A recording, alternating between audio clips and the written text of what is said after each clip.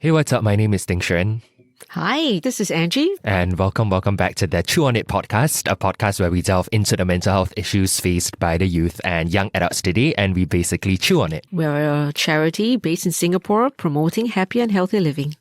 Now, Angie, let's talk about discrimination. Well, I must say that our mind has a negative bias, and whatever we're not familiar or comfortable with, then the mind basically kind of makes us feel threatened.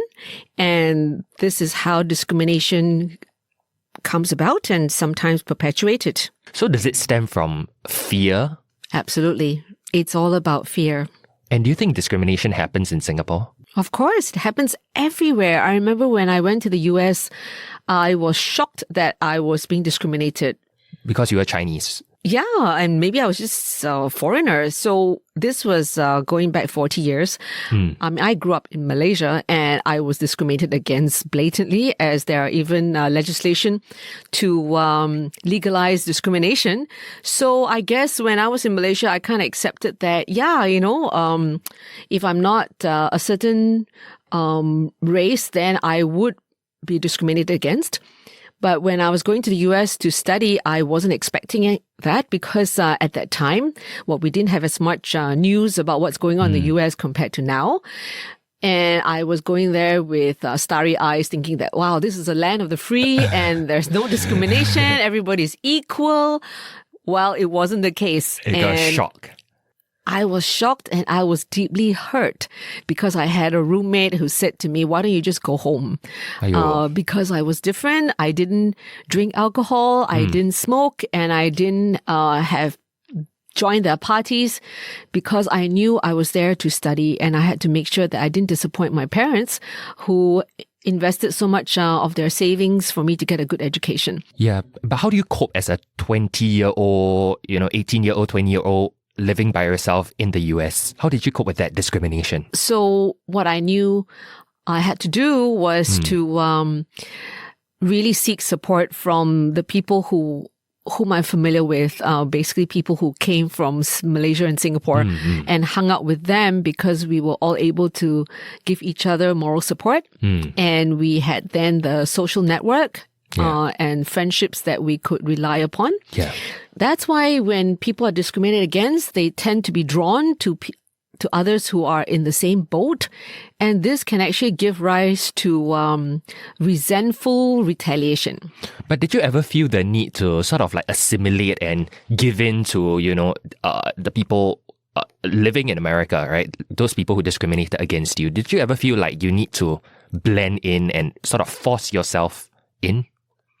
I felt I blended in quite well because I am pretty flexible with accents. I'm able to adopt different accents wherever I go. You're very good, actually. So when I was in the US, I was actually speaking with an American accent, but that didn't take away the fact that I wasn't American and I wasn't white. Yeah, because of your skin color. Yeah, and my mannerisms were not exactly American because I think when we grow up, we are conditioned a certain way. So we are basically product of our conditioning. Yeah. And I don't really blame them for discriminating against me because being in a state like Iowa, which is in the middle of nowhere in the US, they were not very exposed to people from other countries. Yeah. So when they saw that I was different, actually, I think they didn't like the fact that most of us foreign students were doing better in school than they were. I mean, we were very determined to get good grades. Whereas when they party a lot, they can't get good grades, right? And especially when we pushed the bell curve. Maybe that's why they felt threatened. Exactly. So what it boils down to is feeling threatened by us students showing up in the class, and, they will look around and say, oh dear, so many foreign students. That means, their chances of getting high grades is now threatened, right? Yeah. Because we study harder. Yes. How do you think things have changed over the years? So, for example, now that your son is overseas studying, right, in the UK, did you give him any advice or anything? I didn't give him any advice, come to think of it, because I'm not one of this protective parent that tries to shield my kids from things that they will find unpleasant, because I feel that resilience comes from not trying to prevent things from going wrong, but giving them opportunity to learn how to develop the skills and the thick skin to be resilient, to be able to bounce back and to be able to say, okay, if you don't agree with me or you don't like me, that's okay. There are other people who do. Yeah. Now let's talk about discrimination in other sectors of our life. So for example, in the workplace, in the past, we do see, some companies when they are hiring candidates, they list on their job description, right? Chinese only. Or for example, no Indians. This used to happen in the past. I believe that is no longer allowed. Okay. And in fact, today there was an article about a condo putting out a tender specifying the age of security guards having to be between 25 and 55. And this was flagged up and they were taken to task and they have apologized for it. So I think Singapore has progressed, has now disallowed outright this kind of discrimination. But of course, it doesn't stop people from still having discriminatory practices because it's actually quite normal for people to not accept someone if they don't have the comfort level. So I think we just need to help people be more exposed and to be educated, and with the familiarity, then they will find that there's no need to discriminate. Yeah, because to the victim, right, it can feel like bullying. Absolutely. Apart from, some job descriptions that we see at workplaces, we also see some pregnant women getting discriminated at the workplace, right? So I saw this on Instagram, by the way. Someone that I was following, an influencer, she went on maternity leave, right? And her boss, I believe it was male, right, called that a holiday. Well, I suppose if a male who's never been married before and don't have kids would think that a woman on maternity leave is on holiday. It's quite ridiculous, Well, it depends because, if someone shows off on Facebook or Instagram, like, looking still so glam because they have nannies or confinement ladies, to look after them, then it seems like as though they're like on a holiday, right? So sometimes we have to be aware or cognizant of the kind of image we project. Yeah. But as having had 2 babies, I can tell you it's no holiday. Especially if a mother is breastfeeding, our schedule completely evolves around the baby's schedule. So it's like we have no way of planning. We just have to go with the flow of the baby's wake up time and sleep time. So sometimes we just have to let these comments slide because it's just coming from a place of ignorance. Let's talk a bit about gender discrimination, okay? There was a survey done recently and it says how more than 1 in 5 Singaporeans, right, believe that gender discrimination exists in the workplace and that twice as many women as men feel that their employers favor male candidates when hiring. So do you think this issue of gender discrimination, will it ever be able to be resolved, right, even 50 years down the road? I think that times have shifted.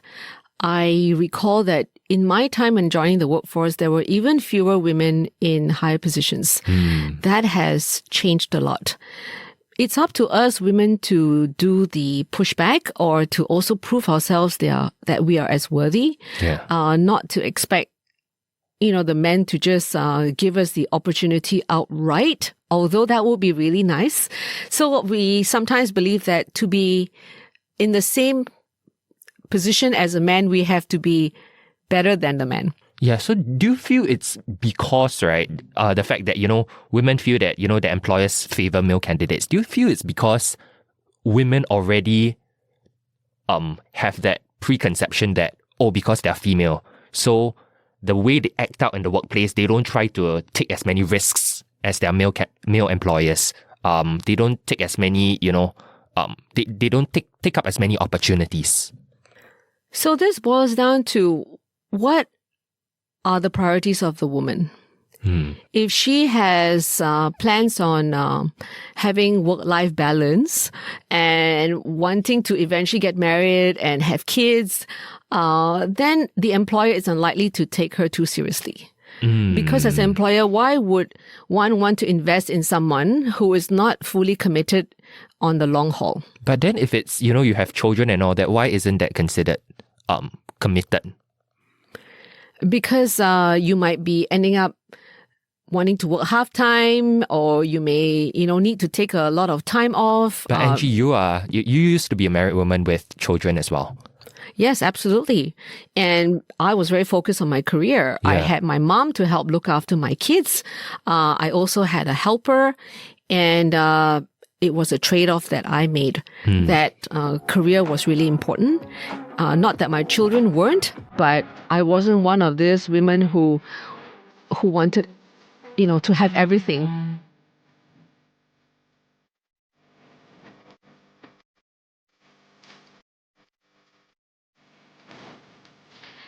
Discrimination can sometimes be favorable. For example, certain jobs, I actually feel that I have an advantage because I'm a woman.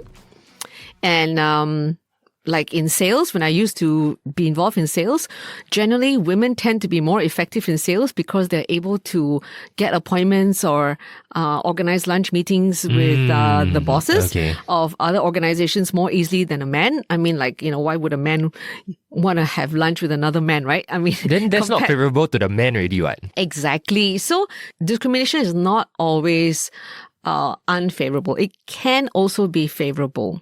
So when I was a student, as being a looking Chinese, the kung fu movies that people watch in the US cause them to think that every Chinese knows kung fu. So they actually don't bully us because they think that all of us who look Chinese know kung fu. So, don't mess about with students who look Chinese. Except that I really knew karate. So, and that kind of reinforced their stereotype. So sometimes it can be favorable because they don't mess with me. So discrimination is not always negative. It can also be positive. But it's positive because of, in that case, fear, right? Yes. Don't look at discrimination as always something that is same negative. thing with the sales, as a woman in sales, because let's say for a man who's a client or a customer, they would think that, a woman, Well, if you look at somebody who is tall and good looking, there's also favorable discrimination towards them. They tend to get jobs more easily, and they also tend to climb up the corporate ladder faster. So, that's also discrimination in favor of people who are generally well-dressed and able to carry themselves well, and if they are taller and good looking. So that's how life is. And you can't eliminate it basically. Well, some people go for plastic surgery. Some people think that looking like a very whitish, high nose face, right, is going to win you a lot of brownie points. Does it? I don't know. You can actually look plastic. I was watching this Vice Asia video recently on YouTube, and it says how in Singapore, right, race affects your ability to rent. Do you think it's true? That happens everywhere. Let's be realistic about it. So let's say if I'm going to rent a room out in my place, and given that I don't eat red meat, right? I don't eat pork, lamb, beef. And when we don't eat that kind of meat, we can actually find the smell very revolting. So do you feel uncomfortable if, let's say, you were to live with a roommate that eats all those? If the person cooks all this meat, then I would find it very difficult to handle the smell. Just like when I go to the market, I generally avoid these meat stalls as well because there is something about not being able to take the smell when you don't eat the meat. Yeah. So if we're going to share private space, it's important for us to be selecting someone that shares similar attitudes and ways of keeping the place in shape, and also the kind of foods that we cook. I remember when I was renting a room, my landlord was super tidy. And I had to be very mindful to be also as tidy. So that was the tidiest time of my life, right? So we need to be respectful of each other. And that I do not go and mess up his kitchen. Yeah, of course. So I think living together, whether you're a couple or if you are just sharing an apartment together, there needs to be a lot of consideration. But what about landlords who screen tenants based on race? So, for example, when they list their property, right, and then they say no Indians. I think that is... Is that racist?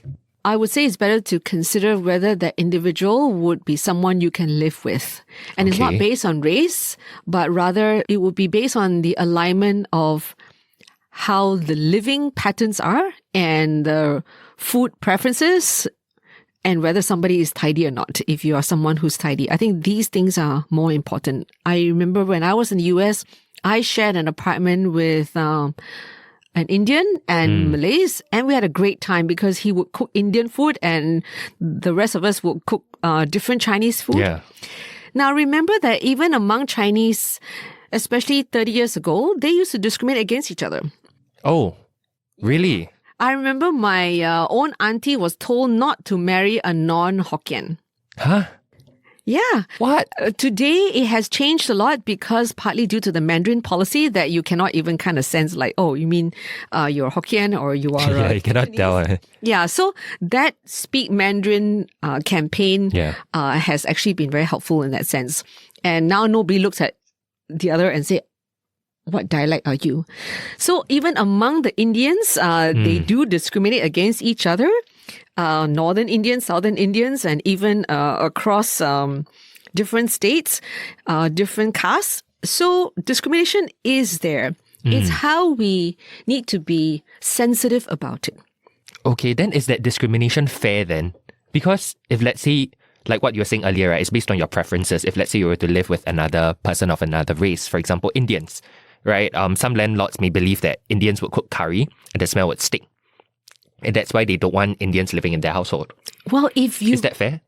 If you don't eat curry and you don't like curry, it is going to be challenging for you to live with someone who cooks curry, whatever curry it is, whether it's Indian curry, Malay curry, or Chinese curry.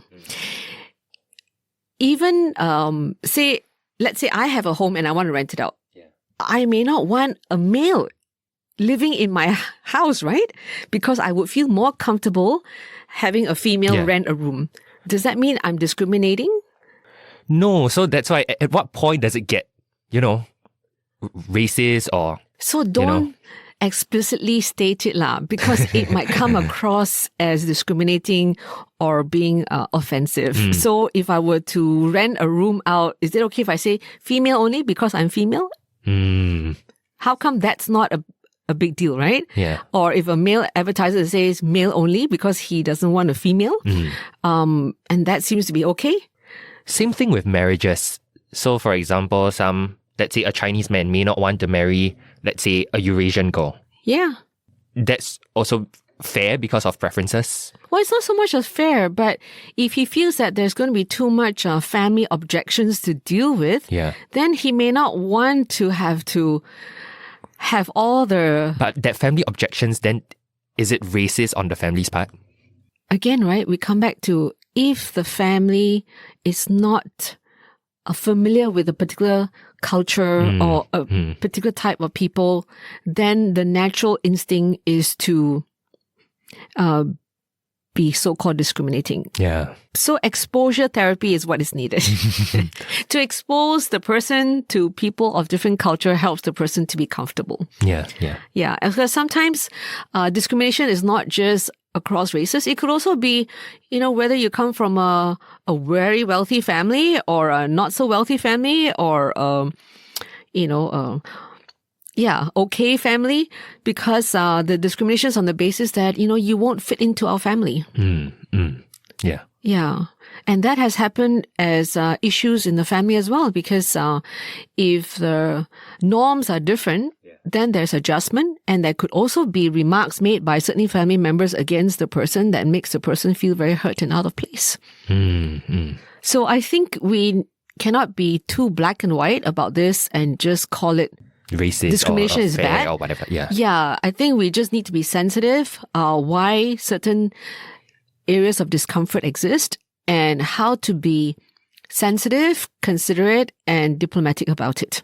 So same thing with discrimination, right, that we talked about earlier. Do you think racism will ever disappear 100 years down the road? No, it has never disappeared after thousands of years. Why would it disappear? Because people's sense of safety is innately in everyone. So again, that threat, that fear lah.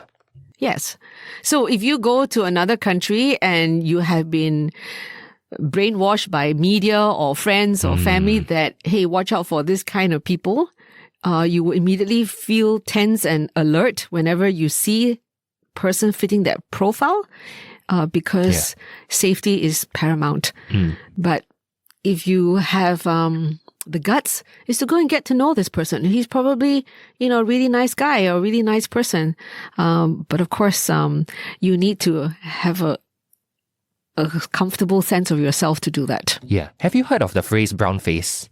Of course, but I'm a yellow face. Okay, because this happened in an advertisement in 2019, and there was this celebrity, there was this local celebrity, Dennis Chu, Chinese, right? Yellow skin. So what happened was... he dressed up to look like the different faces. And they painted his skin color brown to let's say match a Malay woman, for example. Personally, I kind of wondered what the overreaction was about, because in the area of acting, I mean, a lot of people act, like a man acting like a woman acting like a man. So that's not racist. That's right, in this and case. Then you have now Chinese men looking like some period angmos, and that seems okay. So how come it's okay if they dress and look like angmo, but not okay if they dress and look like a brown face? I mean, seriously? So in this case, it's fine? Why is it not fine? Because you're sort of like, why can't you get a Malay woman to play that role? Why are you getting a Chinese guy? Because it was, I think the way the marketing campaign was designed, I don't think it was like, we shouldn't get a person of that race to represent his or her race. I mean, sometimes I think we can take things too far and become overly sensitive. Okay, let's wrap things up, Angie. We do this at the end of every show, and we poke fun of our episode topic. So what is Donald Trump's favorite nation? Donald Trump. Ugh. Am I discriminating against Donald Trump?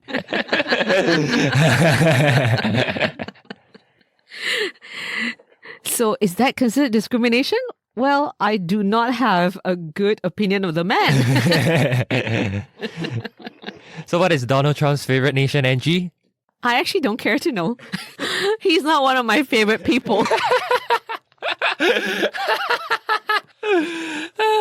I find his rhetoric very hurtful to a lot of people. So yes, he's not one of my favorite people. But go ahead with your answer. What is Donald Trump's favorite nation, Angie? Discrimination.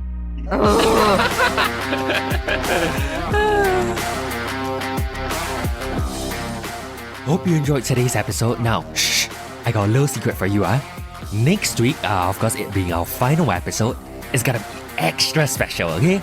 It's gonna be an episode like you've never heard before, LGBTQ+, and for the first time ever, we've got a special guest joining us. Now, he's gonna be telling us more about his story as a gay man, struggling with his identity, drugs, and ending up in prison 3 times. Join us next week.